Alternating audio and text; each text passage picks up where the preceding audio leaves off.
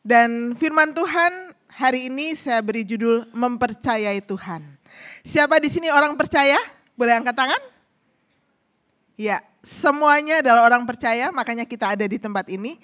Tapi tidak semua dalam kehidupan kita hari-hari kita mempercayakan hidup kita kepada Tuhan. Atau kita mempercayai Tuhan. Kalau hal-hal itu yang ya gampang-gampang kita masih iya benar. Percaya sama Tuhan. Tapi saat ada hal-hal yang itu kayaknya, kayaknya nih berat banget. Kita kehilangan apa yang namanya percaya atau mempercayakan hidup kita kepada Tuhan. Yeremia 18 ayat 1-6 kita akan baca sama-sama. Firman yang datang dari Tuhan kepada Yeremia bunyinya, "Pergilah dengan segera ke rumah tukang periuk. Di sana aku akan mendengarkan perkataan-perkataanku kepadamu. Lalu pergilah aku ke rumah tukang periuk, dan kebetulan ia sedang bekerja dengan pelarikan.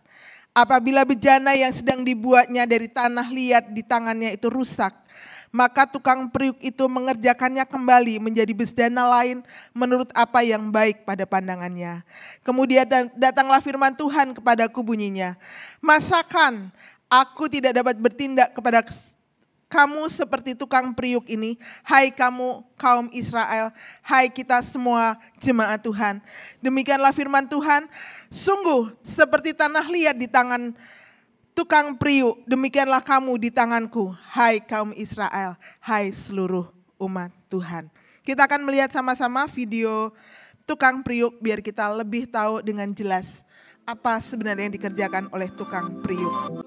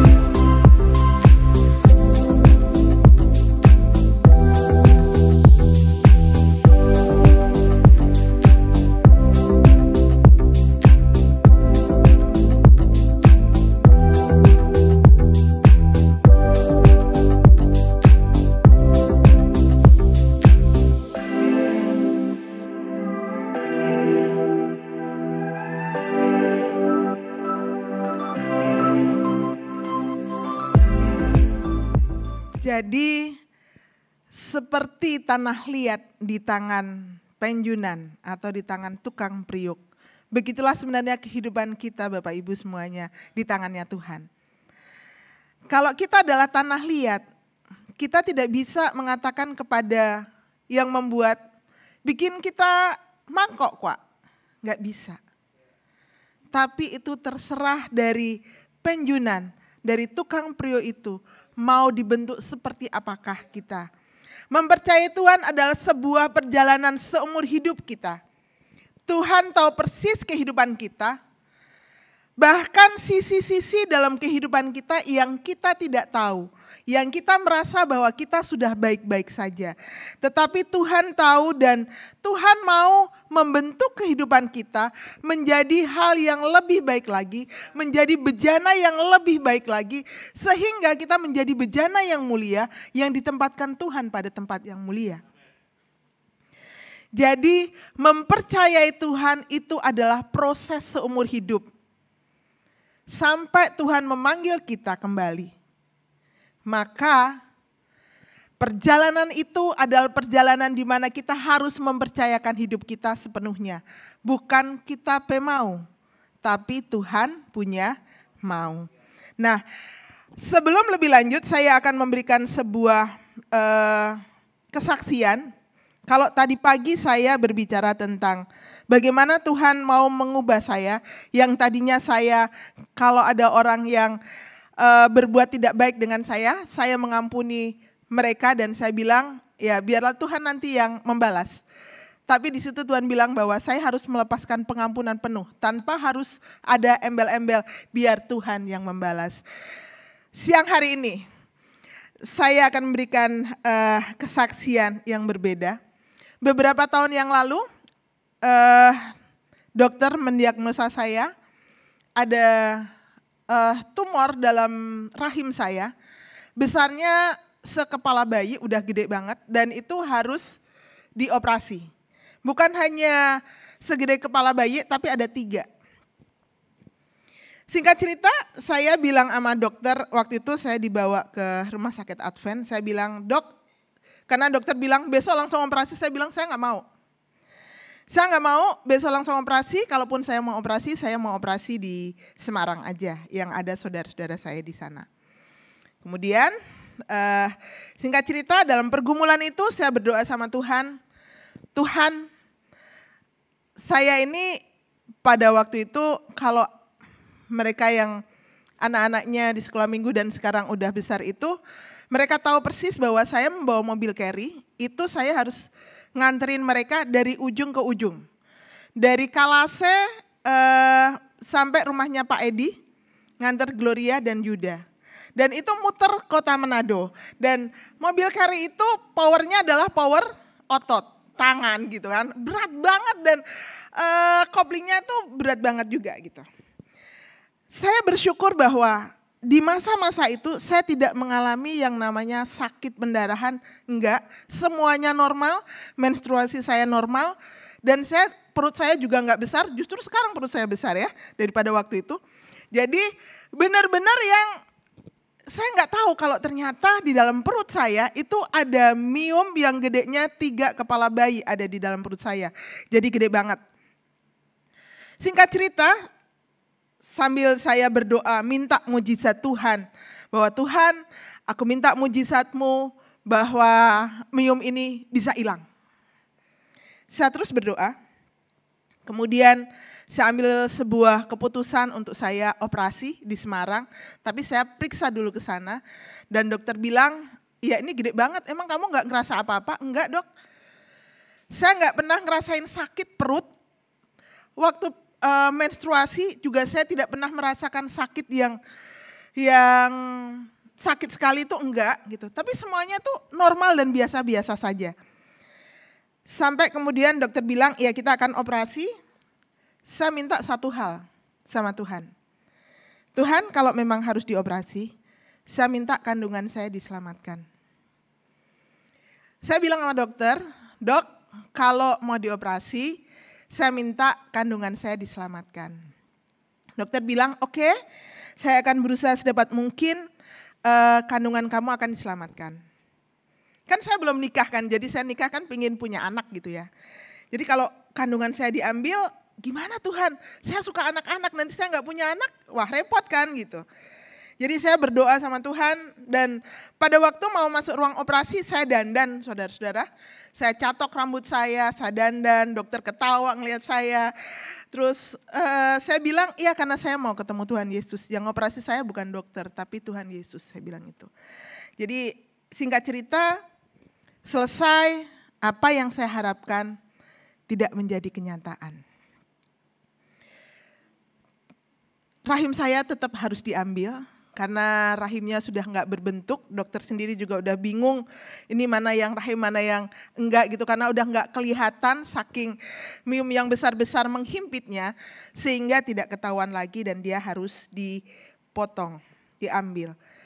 Bapak Ibu, saudara-saudara semuanya, apa yang saya alami waktu itu tidak membuat saya harus kecewa sama Tuhan.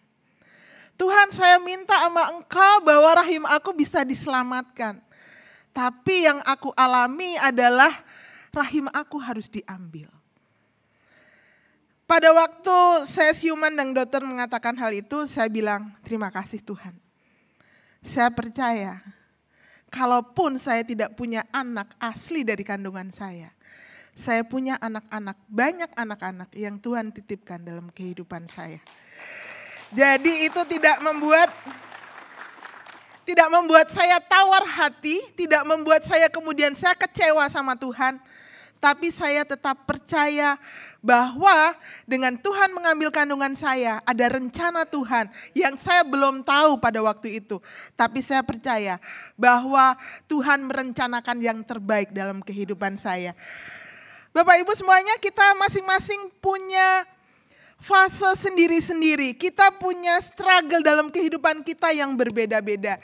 Kita nggak bisa menyamakan, loh kenapa dokter Robin masalahnya kok begini? Lebih ringan daripada dokter Medika? Atau kenapa Cik Leoni masalahnya kok nggak berat? Nggak seperti Cik Sheni misalnya? Kita masing-masing punya porsinya yang berbeda-beda. Dan disinilah perlunya bahwa kita mempercayakan hidup kita sama Tuhan. Seperti tanah liat di tangan Panjunan. Kalau kita tidak menyerahkan hidup kita sama Tuhan, maka yang ada adalah persungutan. Yang ada adalah kita kecewa sama Tuhan.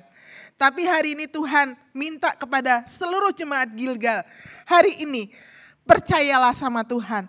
Walau di depan kita kelihatannya tidak baik, tapi percayalah Tuhan bisa mengubahnya. Hal yang tidak baik menjadi hal yang luar biasa. Berikan kemuliaan bagi Tuhan. Dan apa yang harus kita lakukan? Pegangan apa yang harus kita miliki untuk kita bisa tetap mempercayai Tuhan di masa sulit yang sedang kita lewati? Ada 3 hal, mari kita belajar sama-sama. Yang pertama adalah percaya bahwa Tuhan merancangkan hal yang baik. Sekali lagi, percaya bahwa Tuhan merancangkan hal yang baik dalam kehidupannya kita. Yeremia 29 ayat 11. Sebab aku ini mengetahui rancangan-rancangan apa yang ada padaku mengenai kamu, demikian firman Tuhan, yaitu rancangan damai sejahtera dan bukan rancangan kecelakaan, untuk memberikan kepadamu hari depan yang penuh harapan. Untuk memberikan kepadamu hari depan yang penuh harapan. Kita harus mempercayakan, harus percaya bahwa Tuhan tidak pernah merancangkan kecelakaan dalam kehidupannya kita. Tapi Tuhan merencanakan damai sejahtera dalam kehidupannya kita. Saya mengundang beberapa volunteer untuk bisa maju ke depan. Gimana sih mempercayakan hidup kita sama Tuhan? Atau mempercayai Tuhan dalam setiap pergumulan kita. Ini semoga ilustrasi ini bisa menolong kita semuanya untuk, mungkin ini adalah kejadian sehari-hari yang sering kita lewati dalam kehidupannya kita. Rafael, silahkan naik Rafael. Oke, ini tangga ini ada 2 trap. Yang pertama, kamu menjatuhkan diri kamu ke belakang, nanti ada Putri dan ada Mercy yang akan menopang kamu. Kamu percaya sama mereka, mereka sanggup? Oke, percaya ya? Oke. Kalian siap berdua? Siap. Oke. Jatuhkan dirimu sekarang, Rafael. Oke. Siap. Sekarang naik lebih tinggi, Rafael. Oke. Kalian siap ya? Udah makan kan tadi kan? Udah? Oke. Berarti udah siap ya? Rafael, jatuhkan dirimu ke mereka. Kenapa? Karena lebih tinggi. Kaki kamu gak bisa nahan sampai di bawah. Gak bisa. Kamu gak percaya sama mereka? Oke deh, turun Rafael, gak apa-apa kalau kamu gak percaya sama mereka. Thank you ya semuanya. Ya. Bapak Ibu bukanlah seringkali begitu. Kita dengan Tuhan. Kalau kita rasa bahwa kita masih bisa, oh bisa ini. Kita percaya sama Tuhan. Tuhan aku percaya, Tuhan handle semuanya, bla bla bla, selesai. Tapi saat pergumulan itu, udah semakin di atas, udah naik, udah kita nggak ngerti apa yang harus kita lakukan. Kita rasanya sudah membuat ini, membuat itu. Tapi kita nggak percaya sama Tuhan bahwa Tuhan sanggup melakukannya. Bahkan di detik terakhir itu Tuhan bisa mengubahkan segala sesuatu. Kita belajar dari Abraham. Bagaimana Abraham menyerahkan Ishak kepada Tuhan. Kalau kita cuma baca aja dalam firman Tuhan, kita kayaknya ya biasa aja gitu. Oh gini ceritanya Abraham. Tapi pernah nggak kita memposisikan diri kita seperti Abraham? Pada waktu Abraham harus mendengar apa yang diperintahkan Tuhan bahwa dia harus menyerahkan Ishak, anak yang ditunggunya puluhan tahun. Dan Tuhan bilang, serahkan Ishak. Dia bergumul Bapak Ibu Saudara. Malam hari itu dia bergumul dan kemudian pagi-pagi dia bawa Ishak. Yuk kita mau mempersembahkan korban sama Tuhan. Dia pergi sama anaknya. Dalam perjalanan mendekati gunung, Ishak bertanya, Bapak, kayu api sudah ada. Mana hewan korbannya kok tidak ada? Abraham dengan imannya mengatakan bahwa Tuhan yang akan menyediakan. Itu adalah iman dari Abraham. Pada waktu dia udah sampai di gunung, kemudian dia membuat mezbah untuk pengorbanan. Belum ada hewan korban yang bisa menggantikan anaknya. Sampai dia harus menaruh Ishak di sana. Mengikatnya. Hati kita hancur gak ngelihat anak kita diginiin? Anak yang udah sekian lama. Tapi apa yang dilakukan Abraham? Dia percaya bahwa pada detik-detik terakhir pun, atau kalaupun dia harus mengorbankan Ishak, Tuhan bisa menggantikannya berlipat-lipat.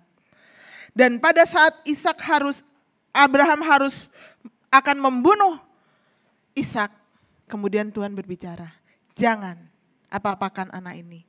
Dan Tuhan sediakan korban, karena Tuhan melihat imannya Abraham. Bagaimana dengan kita? Di saat kita mengalami titik terendah kita, apakah kita tetap mempercayai Tuhan? Seperti Abraham mempercayai Tuhan.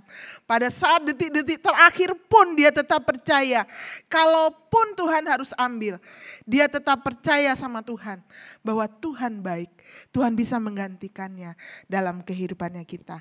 Yang kedua adalah melembutkan hati saat Tuhan menegur. Ini satu hal yang tidak mudah. Melembutkan hati saat Tuhan menegur kita. Roma 9 ayat 20-21. Siapakah kamu hai manusia, maka kamu membantah Allah? Dapatkah yang dibentuk berkata kepada yang membentuknya, mengapa engkau membentuk aku demikian? Apakah tukang periuk tidak mempunyai hak atas tanah liatnya untuk membuat dari gumpal yang sama satu benda untuk dipakai guna tujuan yang mulia dan satu benda lain untuk dipakai guna tujuan yang biasa? Saat Tuhan menegur kita, bagaimana sikap hati kita? Apakah kita mendengarkan apa yang Tuhan katakan dan kita berubah? Ataukah kita tetap bilang, ya Tuhan biar Jo, kita di sini dulu Jo, ini tapi pilihan. Gak apa-apa, kita kok masih muda, biar Jo. Nanti tunggu umur yang sudah kayak Pastor Edi Jo, baru kita mau berubah. Tunggu Jo, kalau kita seumuran Pastor Stephen, kita baru mau berubah hidup kita. Terkadang kita mengeraskan hati kita saat Tuhan berbicara dengan kita. Tuhan berbicara kita bukan kalau kita bisa mendengar suara Tuhan langsung, itu luar biasa. Tapi kalau kita tidak mendengar suara Tuhan langsung, ada orang-orang di sekitar kita yang Tuhan izinkan untuk menegur kita, untuk mengingatkan kita, kamu udah salah di sini. Ayo balik Pak Tuhan. Pilihan ada di mana? Di tangan kita. Kita mau mendengar dan kita berubah atau kita biar Jo, kita kok masih suka begini? Nanti Jo. Kita belajar dari Daud. Bagaimana Daud dengan lembut hati. waktu dia ditegur saat dia mengambil Batseba sebagai istrinya. Tuhan menegur dia, bahkan anak yang dikandung Batseba harus mati. Saat dia dilahirkan dan harus mati. Daud berkabung saat dia lahir. Karena dia tahu bahwa anak ini akan mati. Tuhan akan ambil. Dia berdoa puasa, memohon sama Tuhan, pengampunan sama Tuhan. Kalau boleh anak ini boleh hidup. Tapi Tuhan katakan enggak, anak ini harus mati. Maka matilah anak itu. Setelah anak itu meninggal, Daud melepaskan kain kabungnya. Dan dia menari-nari di hadapan Tuhan. Dia mengucap syukur sama Tuhan. Bapak Ibu, saat dia ditegur, dia mau dengan hati yang lembut, dia mau, iya aku salah Tuhan, aku mau berubah. Dan saat dia mau berubah, dia mau bayar harganya, apa yang terjadi? Maka Tuhan memberkati Batseba, lahir Salomo dalam kehidupannya Daud. Kalau kita ditegur sama Tuhan, jangan keraskan hati. Ini kepala ini jangan keras. Percayalah, orang-orang di sekitar ini, orang-orang di sekitar kita, family sel kita, kalau kita diingatkan, puji Tuhan. Masih ada orang-orang yang sayang sama kita. Tuhan masih sayang sama kita. Tuhan tidak pernah gak sayang sih. Tapi Tuhan tempatkan orang-orang yang bisa menegur kita. Jadi kalau ada family cell menegur, siapapun yang menegur di sini, introspeksi dirilah. Jangan pasang tameng dulu. Oh enggak kok, kita bukan, kita enggak. Tapi belajarlah merendahkan diri, introspeksi diri, maka ada hal-hal yang luar biasa yang Tuhan kerjakan dalam kehidupannya kita. Yang ketiga, Tuhan bisa merubah hal yang buruk menjadi hal yang baik. Kisah Rasul 9 ayat 3-6. Dalam perjalanannya ke Damsyik ketika ia sudah dekat kota itu, tiba-tiba cahaya memancar dari langit mengelilingi dia. Ia rebah ke tanah dan terdengarlah olehnya suatu suara yang berkata kepadanya, "Saulus, Saulus, mengapakah engkau menganiaya aku?" Jawab Saulus, "Siapakah engkau Tuhan?" Katanya, "Akulah Yesus yang kau aniaya itu. Tetapi bangunlah dan pergilah ke dalam kota. Di sana akan dikatakan kepadamu apa yang harus kau perbuat." Saulus, kehidupannya begitu luar biasa. Dia mengejar orang-orang Kristen, orang-orang percaya. Dia bunuh, dia masukkan ke penjara, dia sesah, dia lemparin batu sampai mati. Tapi pada saat dia ketemu dengan Tuhan, Tuhan merubah hidupnya 180 derajat. Masih ingat khotbah saya waktu saya berikan kertas yang dikucel-kucel, ditaruh di kursi. Tuhan bisa merubah kehidupan kita yang sudah tidak karu-karuan menjadi kehidupan yang luar biasa. Asal kita mau memberikan hidup kita sama Tuhan, kita mempercayakan hidup kita sama Tuhan, maka Tuhan bisa merubah kehidupannya kita. Pak Edi dari pemain judi, merokok, betul Pak? Tapi Tuhan bisa ubahkan menjadi Pastor Edi yang luar biasa. Pastor Stephen dari narkoba, target operasi, Tuhan tangkap dan Tuhan ubahkan menjadi orang yang luar biasa. Setiap kita punya masa lalu, Tuhan gak mau lihat masa lalu kita. Kalau kita mau hari ini berubah bersama dengan Tuhan, Tuhan bisa jadikan hal-hal yang luar biasa di depan kita. Banyak contoh yang sudah Tuhan ajarkan kepada kita. Waktunya adalah kita mengambil keputusan. Tinggalkan semuanya yang lalu. Tinggalkan yang tidak berkenan sama Tuhan. Dan kita berjalan dengan Tuhan. Maka kita akan menjadi hal yang luar biasa. Untuk melakukan 3 hal di atas tidak gampang. ada hal-hal yang harus kita lakukan. Tapi apa yang harus kita lakukan ini sebenarnya sudah sering dikhotbahkan di dalam gereja kita. Tinggal kita kurang melakukannya. 2 poin terakhir ini untuk kita bisa mengalami apa yang 3 hal di atas. Kita mempercayai Tuhan. 2 hal ini sudah sering dikatakan. Tapi seringkali ya dengar tapi tidak mendengar. Cuman hanya asal lewat saja. Yang pertama adalah memiliki hubungan dengan Tuhan lewat saat teduh. Ya ini sudah pernah Pak Edi, Pastor Stephen, Pak Danang, Pak Rudi, kalau khotbah semuanya pasti ada saat teduh. Tapi kita melakukannya enggak? Saya ngomong ini juga buat diri saya sendiri. Kita melakukannya enggak? Pagi-pagi kita nyari siapa? Apakah kita masih mencari Tuhan? Padahal untuk kita bisa mendengar suara Tuhan, kita harus punya hubungan yang intim dengan Tuhan. Kalau kita nggak pernah saat teduh sama Tuhan, kita nggak pernah berdoa sama Tuhan, kita nggak mengkhususkan waktu kita buat Tuhan. Walaupun itu cuma 10 menit, kita khususkan waktu kita dari 24 jam yang ada buat Tuhan.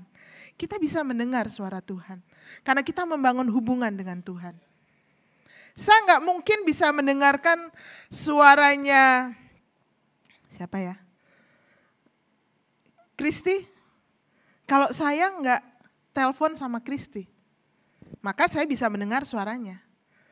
Saya nggak mungkin punya hubungan sama Cik Seni. Kalau saya nggak angkat telepon dan saya tanya kabarnya, saya nggak akan dengar suaranya. Hubungan itu penting. Bagaimana kita bisa telepon sama Tuhan? Ya saat teduh kita. Doa kita sama Tuhan itu adalah saat kita menelpon Tuhan. Ngomong apapun tentang yang kita alami dengan Tuhan. Saya rindukan ini bukan hanya kita tahu bahwa harus saat teduh, selesai. Enggak. Tapi saya rindukan jemaat Gilgal. Bangunlah saat teduh dengan Tuhan. Karena hikmat itu datangnya dari Tuhan. Usaha kita bisa berhasil, kita bisa lolos dari pergumulan, kita bisa lolos dari mara bahaya. Itu datangnya dari siapa? Cuman dari Tuhan. Kalau kita nggak membangun hubungan itu dengan Tuhan, bagaimana kita bisa mendengar suaranya Tuhan? Kita nggak akan pernah bisa mendengar suaranya Tuhan. Terus suara siapa yang kita dengar? Beberapa waktu yang lalu saya ngobrol sama anak-anak di Sunday School. Terus saya ngomong gini, siapa di sini yang suka nonton film-film hantu? Oh dia kak, dia gitu. Terus saya bilang gini, siapa yang suka nonton film firman Tuhan? Gak ada. Ini gak di sini ya, ada di sebuah KKR yang kemudian saya ada di sana. Saya bilang, lah terus kalian anak-anaknya siapa? Anak-anak Tuhan atau anak-anak hantu? Kenapa yang ditonton selalu hantu? Begitu juga dengan kita sekarang ini. Siapa yang sering kita hubungin, siapa yang sering kita dengar, apa kita mendengar Tuhan atau mendengar yang lainnya? Yang kedua, maaf saya marah-marah ya.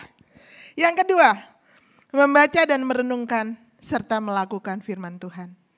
Kita bukan hanya ngobrol sama Tuhan, tapi kita juga baca surat cintanya Tuhan. Mazmur 1 ayat 2-3. Tetapi yang kesukaannya ialah Taurat Tuhan, dan yang merenungkan Taurat itu siang dan malam, ia seperti pohon yang ditanam di tepi aliran air, yang menghasilkan buahnya pada musimnya, dan yang tidak layu daunnya. Apa saja yang diperbuatnya berhasil. Saat kita membaca firman Tuhan, ada yang namanya tuntunan-tuntunan Tuhan buat kehidupannya kita. Alkitab adalah buku nasihat yang luar biasa. Banyak jalan keluar didapat di sana. Hubungan keluarga, hubungan apapun juga, itu dibahas di dalam Alkitab. Dan kalau kita memiliki sesuatu masalah pergumulan di dalam keluarga, siapa yang kita hubungin? Bukankah harusnya kita bersama-sama satu keluarga, bergandengan tangan, datang ke Tuhan. Jangan kita malah bercerita kepada orang lain. Waktu saya sudah habis, boleh minta waktu sebentar ya. Ini udah poin terakhir. Jadi membaca dan merenungkan firman Tuhan itu penting. Kalau belum bisa banyak, nggak apa-apa, sedikit-sedikit. Yang penting dilakukan, jangan kita membaca satu tahun bacaan udah habis Alkitab. Siapa yang udah habis baca satu Alkitab? Ada beberapa. Tapi kita tidak melakukannya. Saya punya teman ini seorang pendeta. Waktu itu kita sama-sama ada di pelayanan, kemudian kita breakfast bareng. Terus dia nyalain di handphonenya dia, bacaan Alkitab 1 tahun. Nyalain, taruh di meja, dia pergi ambil makanan. Tetap bunyi di situ. Dengar nggak dia? Dengar. Dia duduk, dia makan. Dia memang mendengar, tapi dia tidak merenungkan. Bagaimana dia mau merenungkan? Dia dengernya aja asal lewat. Kalau kita mau benar-benar dengan Tuhan, bacalah, duduklah dengan baik, kemudian renungkanlah. Apa yang bisa kita lakukan, kita lakukan. Yang belum bisa, minta tolong sama Tuhan. Tuhan, kita belum bisa komang kalau yang ini. Tuhan mampukan, maka Tuhan akan memampukan kita. Bapak Ibu semuanya, kehidupan mempercayai Tuhan itu adalah sepanjang hidup kita. Saya selesai, penutup. Kita adalah tanah liat dan Tuhan adalah pengrajinnya. Tuhan tidak asal membuat, tapi blueprint sudah ada di tangannya. Apa yang saya alami, apa yang dialami Pak Edwin, apa yang dialami Cik Siska, apa yang dialami Dr. Chong, tidak sama. Tapi percayalah, Tuhan punya tujuan masing-masing dalam kehidupannya kita. Tergantung bagaimana kita meresponinya dan membangun hubungan dengan Tuhan. Bukan seperti anak kecil yang sedang belajar membuat keramik asal jadi dan senang. Tapi Tuhan punya rencana bagi saya dan bagi kita semuanya. Saat kita dibentuk memang tidak enak. Tapi percayalah, Tuhan punya rencana dalam kehidupannya kita. Tidak ada rancangan Tuhan yang gagal. Sekalipun kita membuat kesalahan, Tuhan mempunyai banyak cara untuk membuat kita kembali pada rencananya. Kita dibuat lagi, dibentuk lagi menjadi keramik yang baru. Yang perlu kita lakukan adalah mempercayai Tuhan dalam setiap musim hidup kita.